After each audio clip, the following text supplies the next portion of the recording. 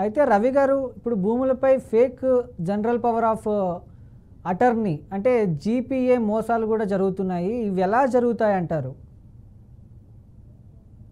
GPA ఎవరైతే owner of property కానీ ఏదో ల్యాండ్ ఉంటుందో అతనికి వీలు కాకపోవడం వల్ల కానీ సొంత పనుల ద్వారా కానీ ఆ వ్యవహారాలు చూసుకోలేనప్పుడు తనకు సంబంధించినటువంటి బంధువును మిత్రులను ఒకరిని జీపీఏ అంటే జనరల్ పవర్ ఆఫ్ అటార్నీ అంటే అతని తరపున ఇతరు యాక్ట్ చేసే విధంగా అమ్మే విధంగా పవర్ ఆఫ్ అటార్నీ ఇస్తారు, హక్కును కల్పిస్తూ general power of attorney issue చేస్తారు.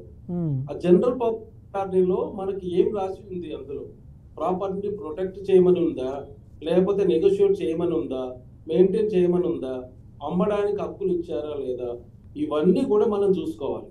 ఒక్కొక్కసారి ఏముంటుంది, పన్నుల ఒత్తిడి వల్లనో లేకపోతే ఆ ల్యాండ్ చూసుకోలేకపోవడం వల్లనో ఆ owner general power of attorney to look after the property అని మాత్రమే ఇస్తారు.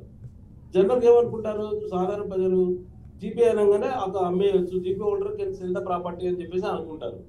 జీపీఏలో ఉన్న కంటెంట్ చదవకుండా అది అమ్మకానికి ఇచ్చాడా, మెయింటెనెన్స్ కోసం ఇచ్చాడా, దేనికోసం ఇచ్చాడు, అమ్మిన తర్వాత ఏం చేయాలనేది చదవకుండా భూములు జీపీఏ ద్వారా కొనొద్దు.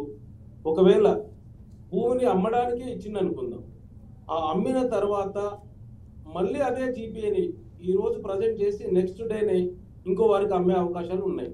కాబట్టి జీపీఏ హోల్డర్ ఇచ్చిన హోల్డర్ బతికున్నాడా లేడా, రిజిస్ట్రేషన్ చేసే నాటికి అతను ఉన్నాడా లేడా, అది కూడా చూసుకోకుండా పోతే జీపీఏ ద్వారా కొన్న ప్రాపర్టీ వాల్యూడ్ కాకుండా పోతుంది.